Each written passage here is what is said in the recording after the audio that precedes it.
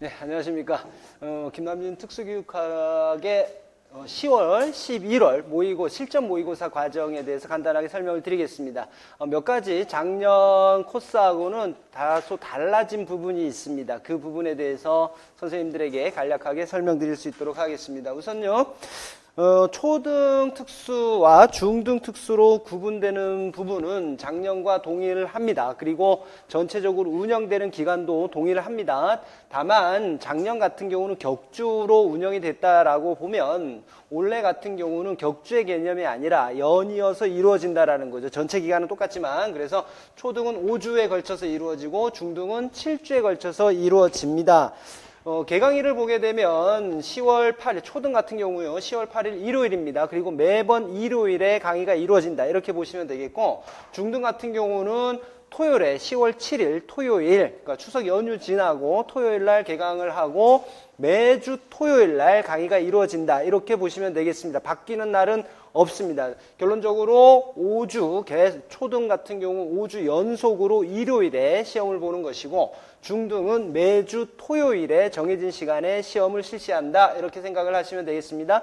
시험 시간은 여러분들이 시험 보는 시간과 동일합니다. 그 이유는 분명히 선생님들도 잘 아실 겁니다. 실전 감각을 익히기 위해서 시작하는 것이니만큼 9시에서부터 시작을 합니다. 그 다음에 점심시간 포함이 되어 있습니다. 다만 여기서 달라지는 부분은 밑에 보시면 아시겠지만 시험 시간에 있어서 조금씩 한 10여 분 정도는 단축이 된다라는 부분만 달라질 뿐요. 동일하게 이루어집니다. 그래서 초등 같은 경우는 4시 10분이면 끝나는 것이고 중등 같은 경우는 다소 시간이 깁니다. 그래서 5시 반까지 해서 해설 강의까지가 모두 이루어진다라고 보시면 되겠습니다. 좀 전에 모의고사 관련해서 우리가 5주로 진행이 되지만 실제 시험은 초등 같은 경우는 4주에 걸쳐서 보고요. 5주 차에는 무엇을 하느냐 그러면 파이널 특강, 그러니까 우리 그냥 거칠게 표현하면 찍는 거죠. 요거 나온다. 또 한 번 더 봐라. 이런 분위기의 강의가 제일 마지막 주에 있습니다. 그래서 실질적으로 5주 이렇게 보는 것이고 선생님들 오해하지 마셔야 될 게 실제 모의고사는 4번, 4회에 걸쳐서 이루어진다. 중등 같은 경우도 마찬가지입니다. 전체 기간은 7주지만요. 6번, 6회에 걸쳐서 시험이 이루어지는 것이고 시험은 6회에 이루어지는 것이고 제일 마지막 주 적절한 때를 봐서 우리가 핵심 총정리 파이널 특강이 이루어진다. 그래서 전체 기간이 7주가 되는 거예요. 7주 동안 계속 시험 보는 게 아니라는 것. 마지막 주는 핵심 총정리 파이널 특강이 이루어지기 때문에 1주가 더 길어졌다. 이렇게 보시면 되겠습니다. 각각의 파이널 특강 날짜를 정한 이유는 보시게 되면 최대한 선생님들이 특강을 듣고 나서 정리할 시간은 있으셔야 되잖아요. 전날 바로 이거 시험 나오니까 보세요 라고 하는 건 아무 의미가 없다라고 생각을 해서 약 1주 정도 먼저 1주 전에 특강을 실시를 해서 선생님들이 정리할 수 있는 시간을 한 번이나마 더 볼 수 있는 시간을 드리고자 날짜를 이와 같이 정했습니다. 초등 같은 경우는 11월 5일이 되겠습니다. 그래서 11월 5일 10시부터 1시까지 점심시간 없습니다. 점심시간 없고 전부 특강이 끝난 다음에 귀가하시면서 식사를 하시든가 이렇게 해결하시면 될 거고요. 그 다음에 중등 같은 경우 토요일 1시부터 해서 5시까지 이와 같이 시간을 정했으니까 직접적으로 참여하셔도 되고 인터넷 강의를 통해서 들으셔도 되고 이 부분은 선생님들의 편의에 따라서 선택하시면 되겠습니다. 밑에 보시는 부분은 일과 운영 계획입니다. 앞서 말씀드렸듯이 전체적인 진행 과정은 실전하고 동일하게 진행을 하되 시험 시간, 차시별 시험 시간에 있어서는 한 10여 분씩 앞으로 당겨서 실시를 하고 있다는 것만 우리 선생님들이 이해를 해주시면 되겠습니다.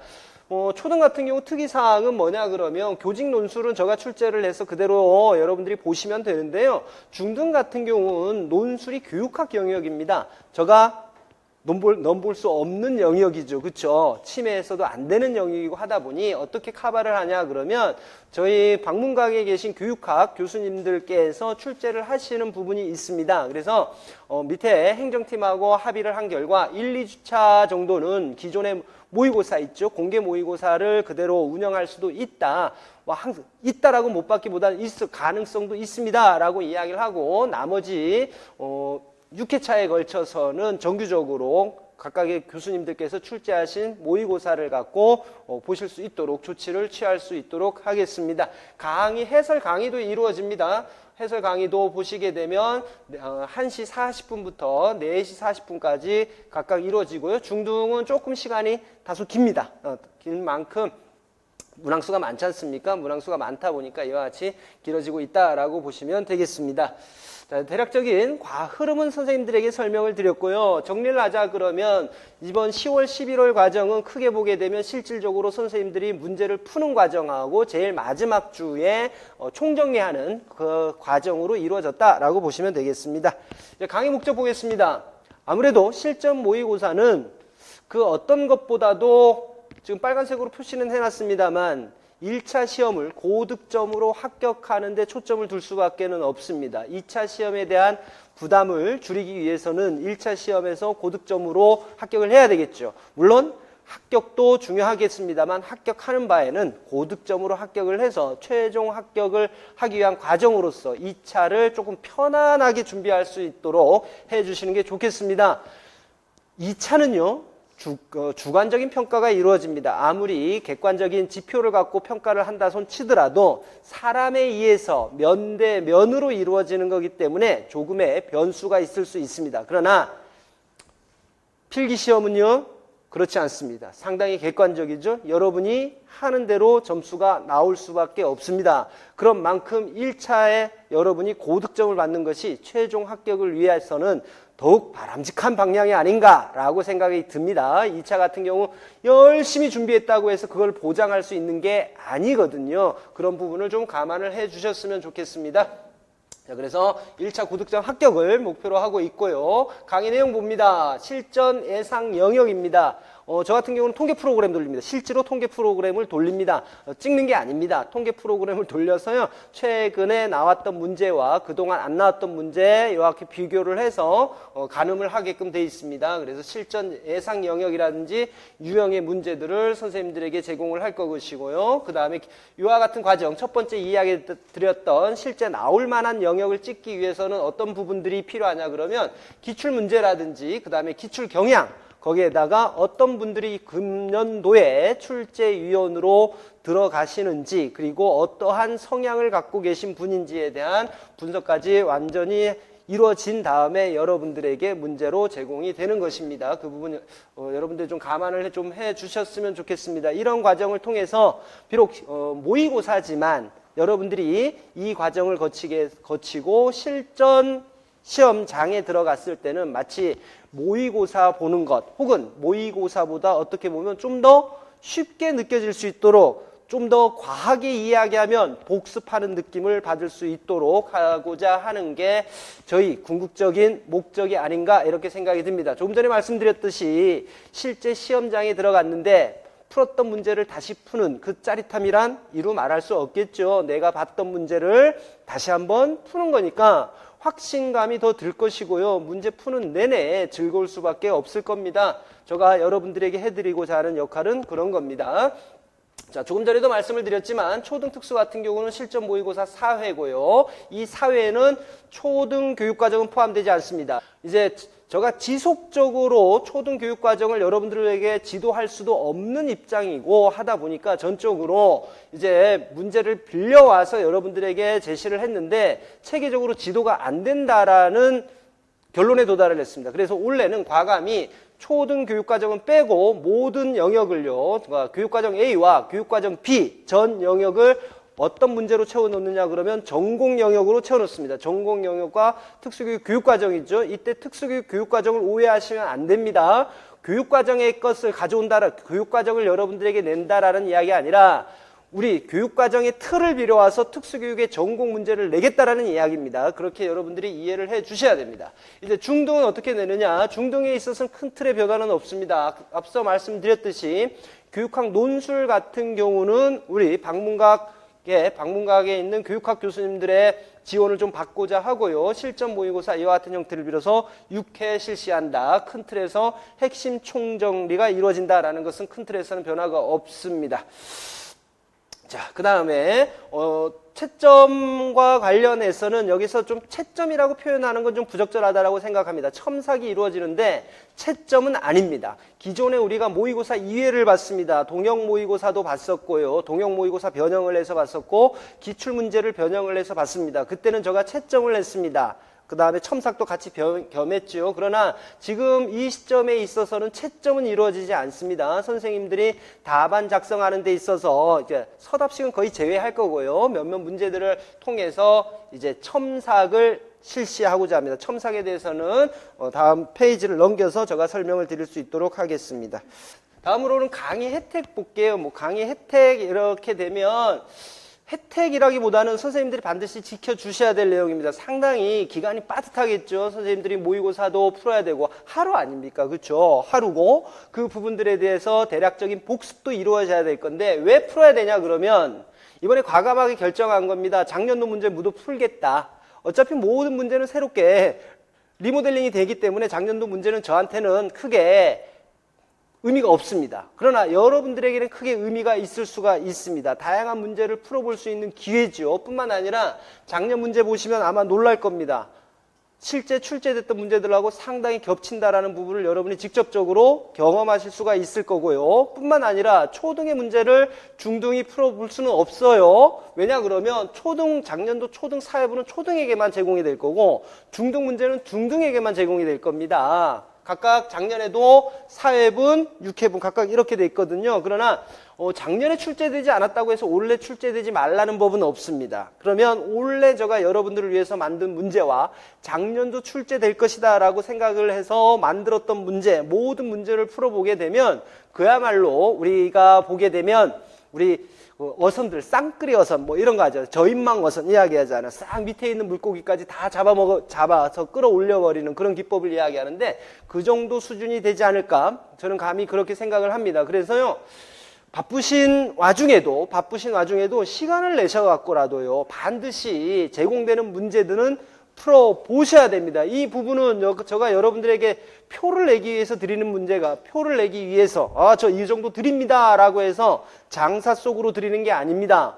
제가 모든 5회, 4회분 혹은 6회분의 6회 분량의 모든 문제를 담을 수는 없습니다. 그 부분을 저 입장에서도 커버를 하고요. 선생님들 입장에서도 좀 더 많은 문제를 풀어보는 기회를 가질 수 있도록 제공하는 것이니만큼 프린트아웃 한 다음에 책상 위에 올려놓는 데서 끝나서는 안 되고 반드시 풀어보시기 바랍니다. 조금 아쉬운 것 중에 하나는 뭐냐 그러면 제가 올해 실전 모의고사를 진행하는 과정에 다시 선생님들에게 관연도 문제를 드리는 거기 때문에 문제가 서로 질의응답이 서로 중복이 돼버리면 몸이 하나지 않습니까? 몸이 하나인 저로서는 도저히 답변을 해드릴 수 있는 여지가 없습니다. 그래서 작년도 시험 문제 같은 경우는 질의응답을 받지 않습니다. 올해 시험 문제에 대해서는 당연히 질의응답을 받지만 작년도, 과년도 문제에 대한 질의응답은 제가 마음 아시겠죠? 마음은 굴뚝 같습니다만 저희 몸이 하나인지라 복제가 이루어지지 않는 이상 받아들일 수 없다라는 부분 우리 선생님들이 넓은 마음으로 이해를 해 주셨으면 감사하겠습니다. 강의 교재는 당연히 학원 측에서 OMR 답안지하고 모의고사 그리고 해설지까지 전부 드릴 겁니다. 첨삭 방법 말씀드리겠습니다. 상당히 좀 바뀐 부분이 있습니다. 바뀐 부분이 있기 때문에 잘 봐두셔야 되겠죠. 학교 급별로 당연히 이루어집니다. 초등이 보는 시간과 중등이 보는 시간이 분명히 다르고 그렇기 때문에 첨삭도 달리 이루어진다라는 겁니다. 우선 지금 현장에 계신 직강 선생님들 들으셔야 될게요. 직강은 통제가 이루어지지 않습니다. 통제가 이루어지지 않기 때문에 그냥 오늘 중으로만 내면 된다 이 부분이 아닙니다. 정확하게 시간을 엄수하게끔 하는 그 부분이 있어서요.